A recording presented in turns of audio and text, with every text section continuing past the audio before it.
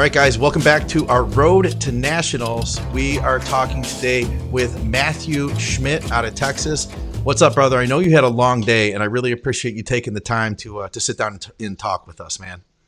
Every day is a long day, so I'm used to staying busy. I like staying busy. It's no problem. Right on, man. So now I was talking to Nate Spear. He runs a group called Bodybuilding by Bodybuilders. He said, I don't really know much about Matt, but he's like, he's a guy that you might want to talk to. He looks really good.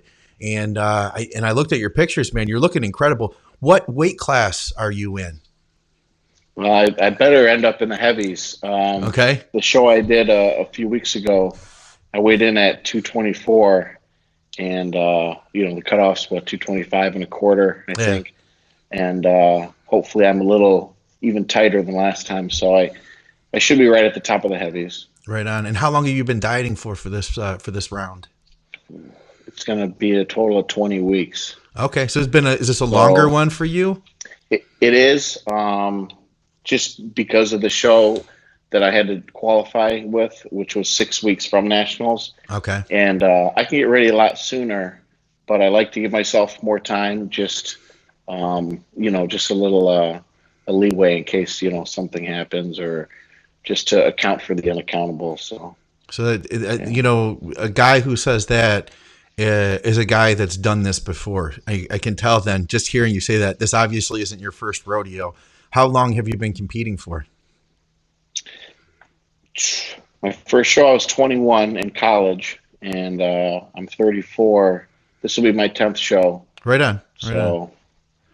So 10 shows. You haven't competed, like, it sounds like you must not have done a lot of back-to-back type stuff. Do you do like what, one or two a year then if you compete? The most I've done in a year is 2. Okay. I do my diets 2 times. I had my sponsor do my diet for me, and I learned a lot from him. Okay. But like, I'm doing this diet on my own. I did my last diet on my own, and I prefer that. I hate relying on somebody else for anything.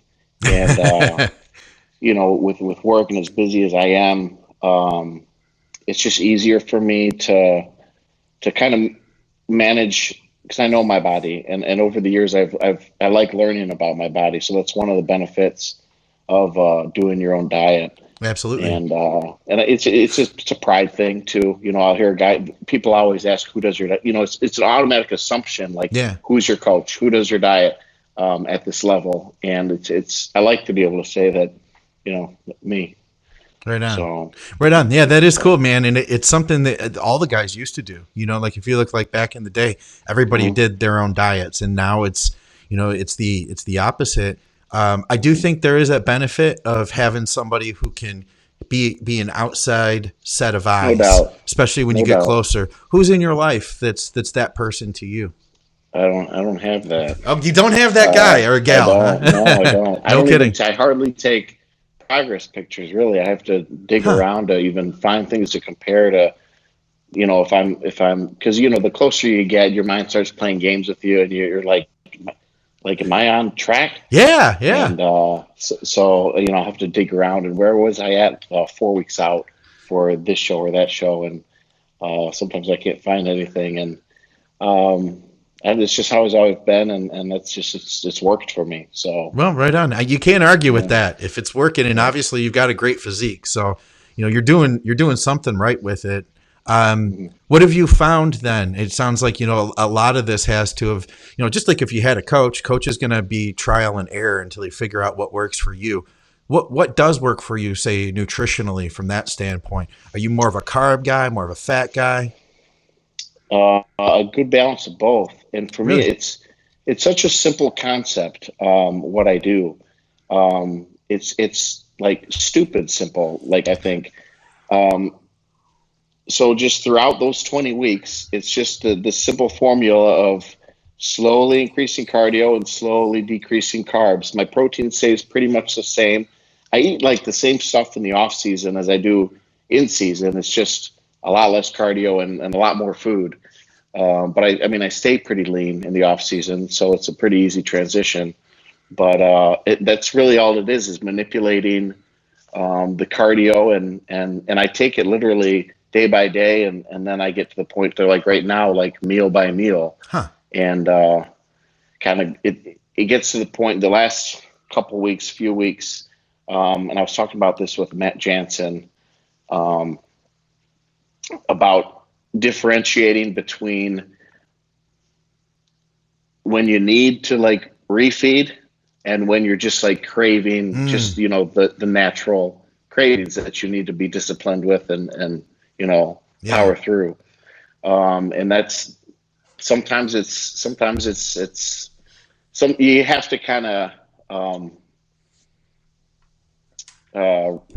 assume most of the time that you just got to tough it out, but then there's those times when like, if you're like lightheaded and especially with work, if you can't afford to, I mean, if you put yourself in a unsafe situation where like you can barely function, like, okay, sure. Just to function, I need to refeed. Yeah. And usually it works out, the next day I feel a lot better and I'm tighter and it's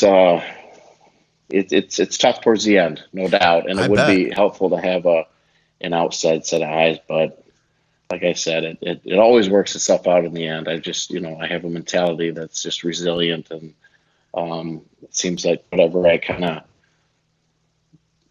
believe and put out in the atmosphere, it happens. So, right on. Right on. And like you said, so you're evaluating every day, and at this point, even meal to meal. What do you mean by that? Are you meaning like you get to this next meal 3 and you're like, I'm feeling like I could reduce my rice here, something like that? Exactly. Wow. Today, one of my meals was chicken and jasmine rice, and it was about 4 ounces of jasmine rice. Yeah. And I got through I intentionally ate the chicken first, and because I was feeling pretty good, and I felt like, man, if I can, if I don't have to eat all this rice, I'm not gonna.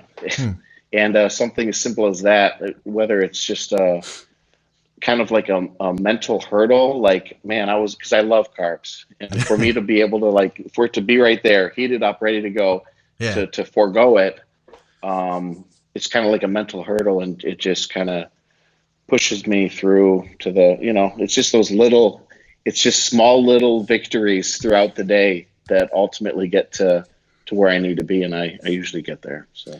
Absolutely. That's cool. Yeah. That's something you couldn't do that with a coach, there's that, and I can see what you're saying with your process. I've done that before. I haven't done that with every diet I've done, but I've done that before where, and honestly, I have to say when I've done that, I've gotten into really good shape.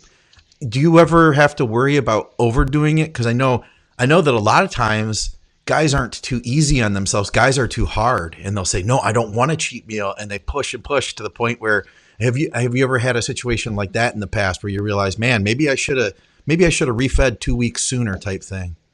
I've done both. I've gone too long where I should have had a refeed, and then there's been times when like I've messed up, but like in the middle of the night, I'm like half asleep, half awake, and I start with like a half of a rice cake, and then I end up toasting a sugar-free peanut butter and jelly, and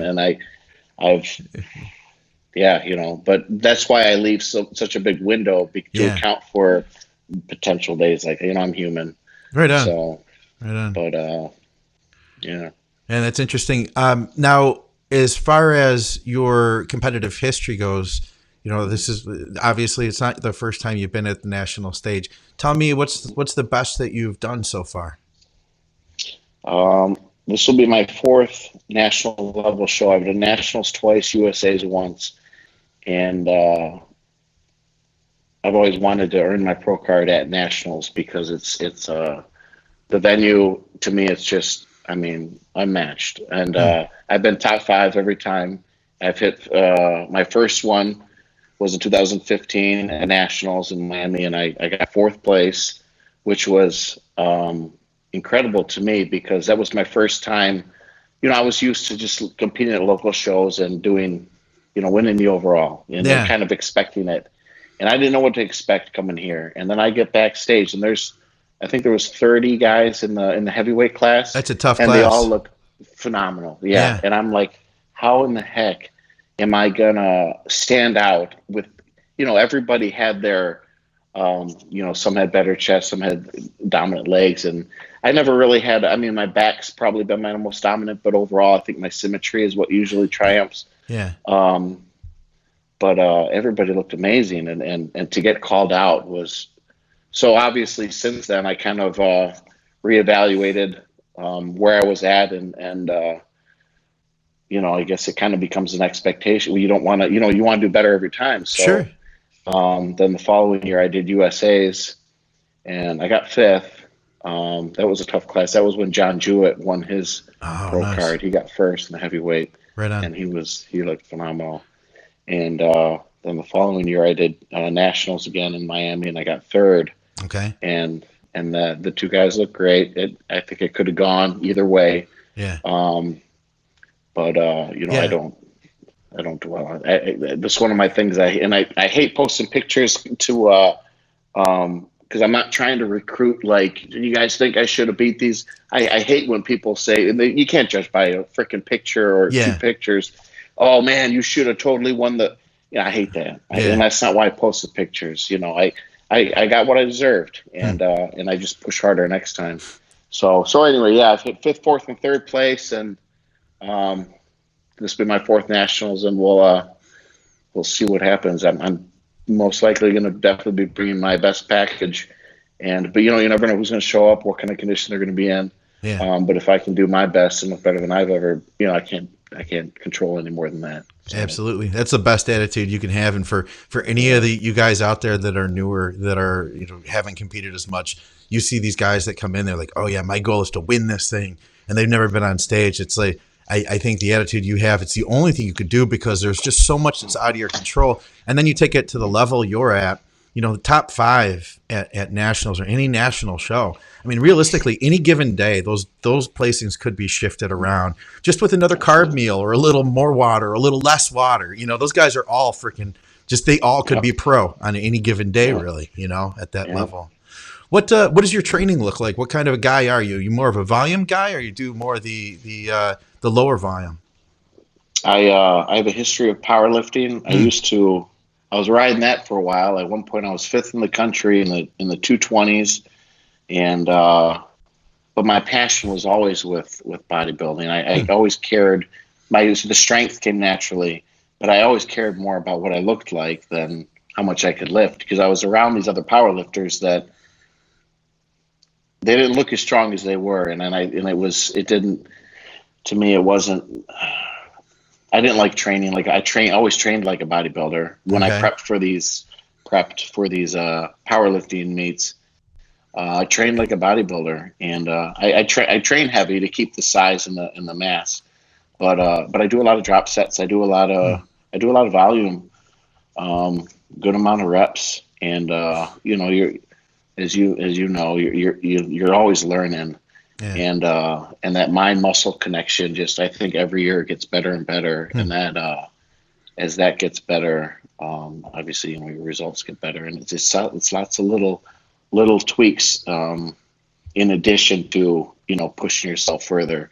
But it's just I was watching the interview you did with Brent Swanson, and he was touching on it real good about these kids that they want to look like, the pros in such a short amount of time. Yeah. And as Brent was saying, that it takes away from the whole process is what encompasses being a bodybuilder. And for me, it just wouldn't be the same. And I feel, some of these guys with phenomenal genetics that turn pro at such a young age, that's amazing. That's terrific. But I don't think if I were to turn pro in 3 weeks after essentially training for a good half of my over 15 years, essentially, right. And to reflect on everything that I've been through and learned and overcome over the last decade and a half, and to then accomplish something that I never even dreamed of. I can't even process the emotions that I would go through. So to me, the longer it takes, the more you appreciate it. That's So cool. I think that that's really awesome. That's like that right there is just a love for the game. Is what that yeah. really comes down to. It's just a love for the sport, and it's like I've heard a lot of other guys say that I've had the opportunity to interview that if bodybuilding, if the stage wasn't available, they'd still be doing the same thing. Mm-hmm. This is just the final outcome. This isn't like the goal. You just happen to be able to take it to the stage, which Mm-hmm. yeah, I think that that's really cool, man. So back to a little bit more of the training then. So you higher volume guy, are you hitting everything like once a week, twice a week? How does that work? For the most part, I hit everything. I'd say twice a week. Depends on what I need to work on, Hmm. actually. And it usually, so like I said, I'm pretty well balanced. So it usually comes down to hitting everything twice a week. I work out on average 6 days a week. There's been days when I've gone every day, and then there's been days when work's gotten so busy where I could only go 5 days a week. But it's at least five. But I average about 6 days a week, and I leave a few days between hitting the same muscle group. So, like for leg day, I'll have a quad dominant day, and then I'll throw in some hamstrings at the end. Okay. On my hamstring day, I'll throw in some quad stuff at the end. Um, so little things like that. Okay. Yeah. No, that sounds like I've talked to a lot of guys that train that way. In this past season now, what were the things now? It sounds like, I mean, and I looked at your pictures, you are a very balanced, bodybuilder. What have been the things you've been attempting to work on to improve from last year and from the last season? So there's certain things that are just genetically, like if you want an 8 pack and you have a 6 pack, you can't create like another set of abs. Right. And for me, I've never had like great bicep peaks. Mm. And so I have good size arms, but it doesn't really show in certain poses. So it's either working on the pose or just trying to get that area that much bigger to compensate for the lack of peak, and Yeah. so just little things like that. Huh. And just overall growth everywhere is what I was, to enhance that 3D look. And I think I've definitely accomplished it. Right on. What's your So I'm pretty excited. what's your favorite body part to train? um, it's it's hard to answer. Well, I love the pump for the Yeah. arms, Okay. but but legs. I love doing legs. The day before legs, I'll be thinking about what I'm going to be doing, and I almost get, nervous, Yeah. Yeah. because each time you try to push yourself further, I mean that's how you get better. And so with that mentality all the time, it's pretty nerve wracking. And so once I get going and I feel good, once I get through it, the sense of accomplishment is like no other body part, Yeah. So I like that aspect of training legs. And back's one of my least favorite muscle groups, and it's probably my most dominant. And so it's I like the variety. I enjoy training to stay healthy and being able to train everything without any. Mm. I've been very blessed and fortunate to, and that's a huge part of the game too. Is to know your limitation, push yourself as hard as you can, Hmm. and then know your limitations, so that because one little thing, can set you back Yeah. so much. So So leg training and now, I mean, like you were saying, your foundation, you've done a lot of strength stuff, having been a power mhm. lifter. I imagine that's carried over. Do you feel like the strength that you've developed through powerlifting played a role in your ability to handle heavy weights now or heavier? No doubt, no doubt. It, so with that strength and then with the bodybuilding mentality, it's been a good combination. And I used to I still squat a lot, but I used to squat a lot more. And I've recently transitioned to hack squats, my big quad movement now. Okay. And that's may have been one of the biggest improvements I've made since since last year or the year before, is my quads, and I attribute a lot of that to the hack squat. Really? I think that's a great, to me right now, it's the best quad development exercise. So It's funny you say that, because I had never gotten into hack squats a lot. For me, it's felt kind of, it depends on the machine. Some machines me are too. real I always awkward. hated it. Yeah, okay. Some of them are kind of awkward. I feel like sometimes my lower back gets in a weird position.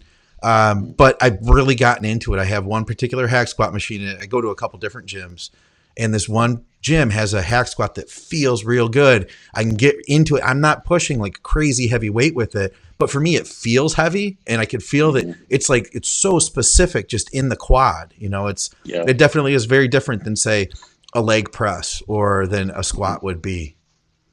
Mm-hmm. Yeah. And since I hated it, and since it was I couldn't do a lot of weight, that kind of challenged me to, I guess, get a little more acclimated with it. and as I did, the machines that were more uncomfortable started becoming more comfortable. My body just adapted to it, and yeah. So maybe I've I'm onto also something. learned, yeah, I've also learned that, or believe at least, pretty firmly, there's some people have amazing quad sweeps. Yeah. So, and I've been asked by several people, like, how do you, not that I have like a good quad sweep or anything, but just, I've been asked how to help develop the quad sweep. And, You're being to me, humble. that's such a huge. You're being humble. Well, I've seen your pictures. You've got good legs. Well, but I've competed against some of the best guys in the country, and I've been humbled. So right on. I appreciate that. Yeah. But I think that's such a huge, just like bicep peaks. It's such a genetic. I saw a great interview. I think it was the hypertrophy coach. Okay. Who explained it in much better detail than I'm about to. But essentially, the leg plate, the feet placement. There's not much manipulation you can do that targets like something as specific as like the quad sweep. It's just when you generate that kind of force on that specific muscle group, you're essentially going to develop, like my lats go very low, which is it's great for bodybuilding. Some guys have real high lats. There's nothing they can do.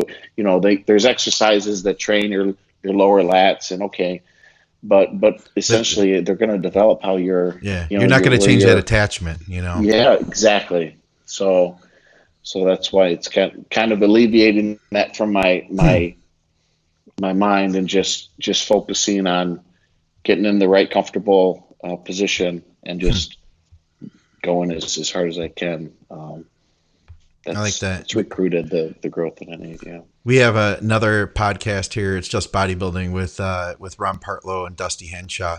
They were just talking about that on this week's episode, that you can't, you can try to say train upper chest to an extent, but for the most part, if you're training chest, you're training chest. For a lot of us too, it's a matter of just growing more. Period. Yeah.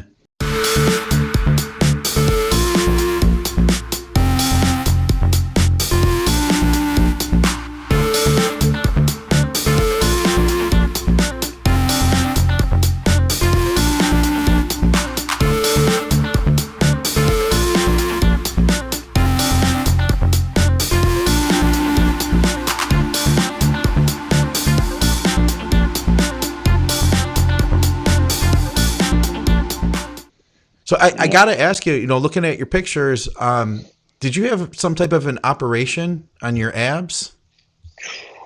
Yes. What was up with that? Few. Okay. Well, so the first one, like I said, in my first show, I was 21. And right after that, I developed ulcerative colitis. Ooh. And that's something, it's a genetic disposition, and it's typically developed in your early 20s. It's just a matter of, it's inevitable from birth, and it's just a matter of what triggers it. Wow. And I think the extreme diet to just eating whatever was what happened to have triggered it. And it got so bad, I battled with that for a couple of years.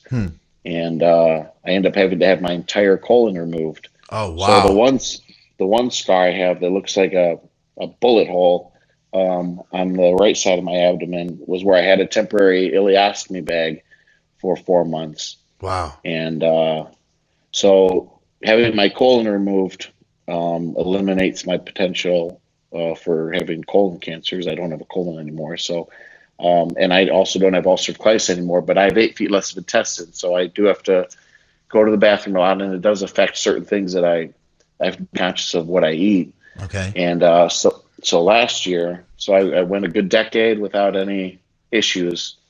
And the small intestine digests and that's absorbs the nutrients. So I get all the benefit of that. Okay. And the colon.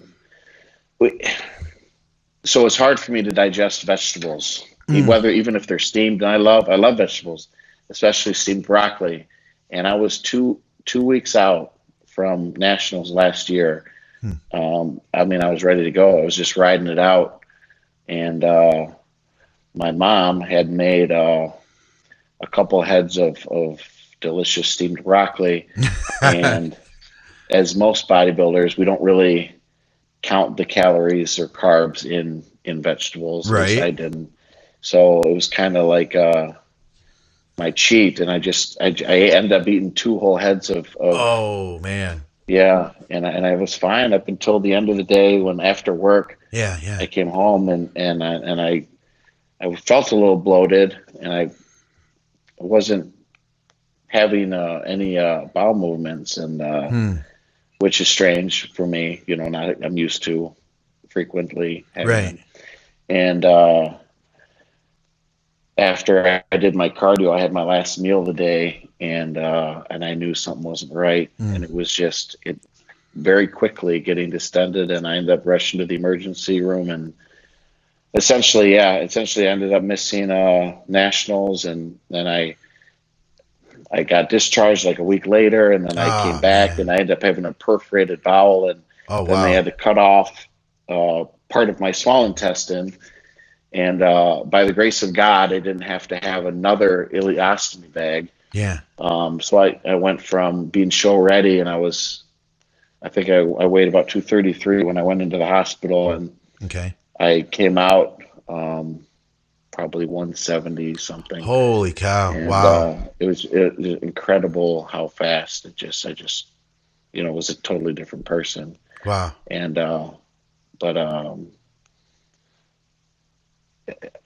yeah, so this past year I was overcoming that and bounced back tremendously by the grace of God.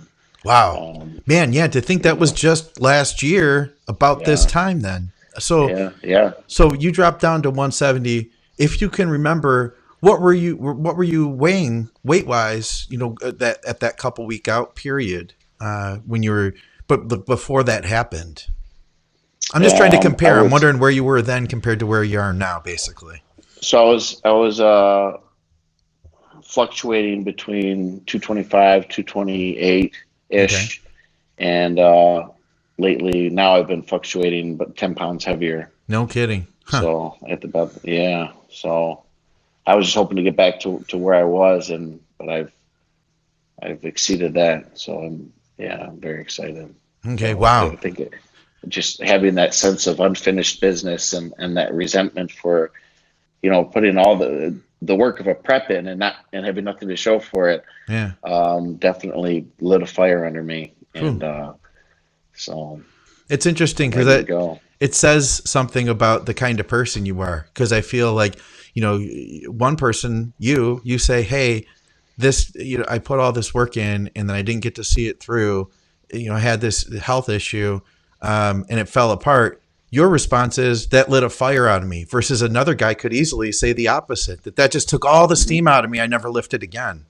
I think that says a lot about the kind of person you are then.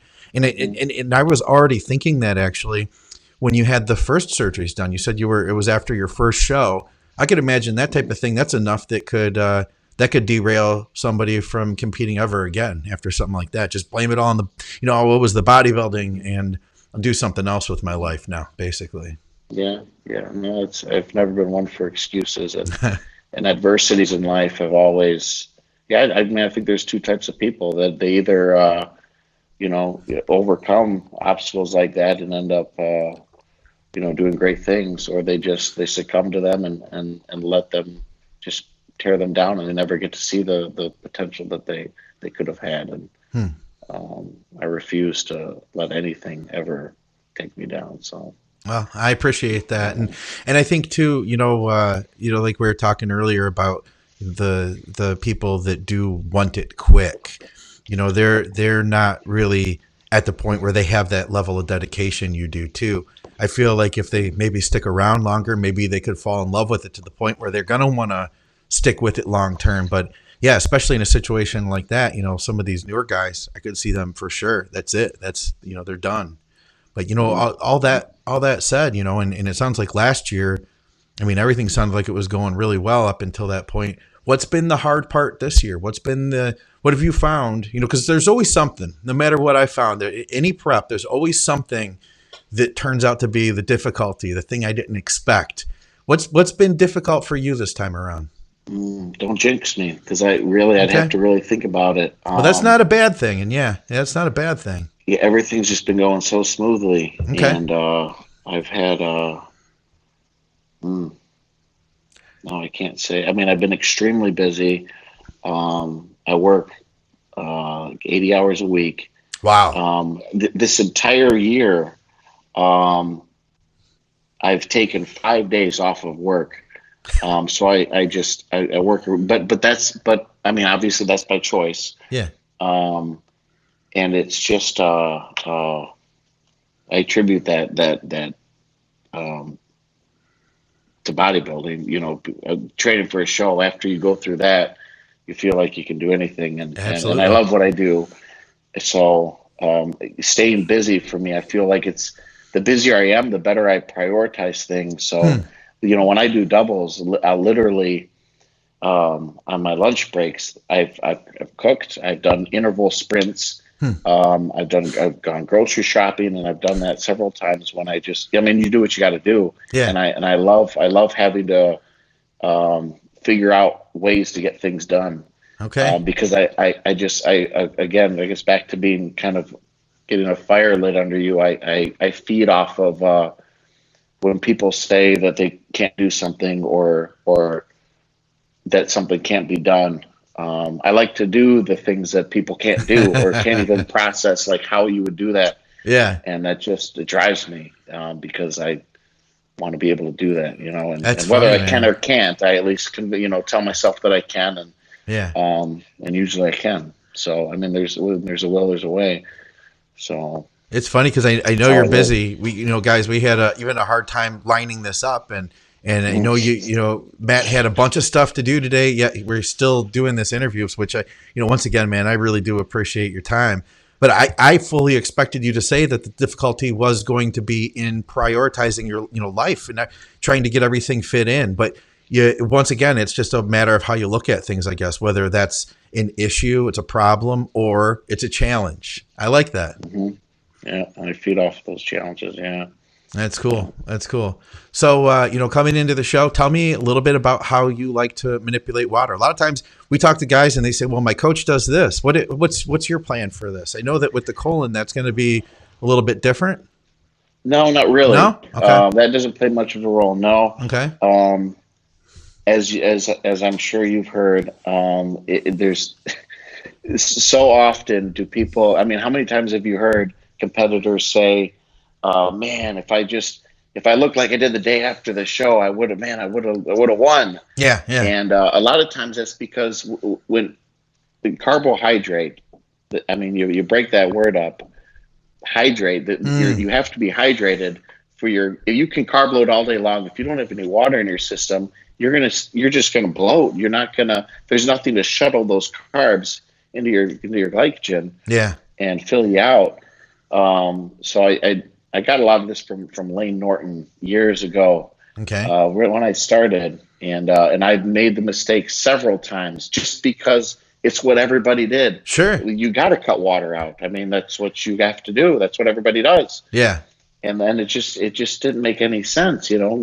Once I started drinking, I stayed tight, and it was just So, taking that. So I basically just kind of, if you're not in shape, drop of water is not going to do anything for you. This last show I was at, there were guys that were just, eating the candy bars ahead of time to try to get more vascular. And Yeah. I mean, they weren't in shape to begin with, so they had no, so Right. it's not going to have that effect.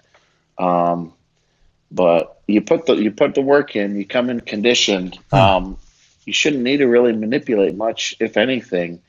I mean, maybe cut back a little bit on the water, but you got to keep drinking. And when I changed to that, it was just a game changer. Nice. And I think just people are, because it's just such a common thing. People are too scared to, there'll be guys backstage who are getting ready to go up, and there's people walking around with, a Gatorade or Pedialyte and water, and some guys refuse to take a sip, and you hear that they haven't drank for the last 14, 16 hours, and it's like, that's why you're flat. That's why you're vascular. So you just keep it. Do you keep it just full level, no alteration to water whatsoever? Then I decrease a little bit. Okay. Slightly, and my diuretic is like 7,000 milligrams of vitamin C. Okay. And that's how I try to push a little bit of water out. But right on. Other than that, it's I just keep it real simple. Man, and well, that's cool. I feel better pumping up backstage. I get a pump. I get vascular. It's I bet. So you've worked nonstop, 5 days off this year. You've been prepping for over 20 weeks for this show. What are the plans after this? Are you gonna give yourself a vacation or anything like that? Next year, I'll take a vacation with my girlfriend for her putting up with, because I get irritable. I get bad. Okay. And man, she is a trooper and just doesn't complain. And she, so I owe her a nice little, I haven't taken a vacation, and, and I don't count these trips to, you think Miami has a vacation. It's not a vacation. It's, business. So you don't get to really enjoy that aspect of it. So it's been a long time since I've taken a vacation, but I'm definitely due for one. So right on, man. We'll see. I don't know yet where, but well, I hope you do. You hold yourself to that, because you do. We all do. We all need that downtime, no matter what, man. And it was a cool opportunity to talk to you. I really appreciate it. Is it anything else? Anything interesting that we should be looking at here that we haven't talked about? Oh man, I'm one of the most boring guys you'll probably interview. But we're all boring. I mean, we get up, we eat our chicken, go on, do a cardio. That's it. Yeah. No, I've always stayed under the radar pretty good, but I appreciate you reaching out, and it just kind of adds to I'm real excited about this year. That's cool. I feel good, and everything's in place, and I'm super excited, and I just can't wait to get down there. I fly out 2 weeks from today. So awesome. Yeah. Well, I'm sure everybody's going to be following along and watching. If you post anything along the way as you get closer, I'm sure people will be following that, and we'll all be seeing you at the show, man. I really do appreciate your time. This has been really cool, and it was a refreshing conversation too. Because you are different, man. You're different because, like you said, there are so many people that are using their own, a coach, and so many people that are just doing things because they think that's the way it's supposed to be done, versus you're actually thinking it out, and you've been doing this for a long time. So, the things that would be challenges to a person who's only done this once or twice, these are the things that you just expect now. So it's a good place to be. I think a lot of people could learn from where you're at. This it doesn't sound like you've had to suffer, is what it comes down to do this. This doesn't sound like suffering to me. No, well, I try to. There's definitely been some suffering, but I try to avoid the unnecessary suffering. Yeah, right on. Yeah. All right, guys. For another episode of Think Big Bodybuilding Media, Advices Radio, we are on the road to nationals with heavyweight Matthew Schmidt. Thanks a lot, Matt. Much appreciated, brother. Thank you. My pleasure.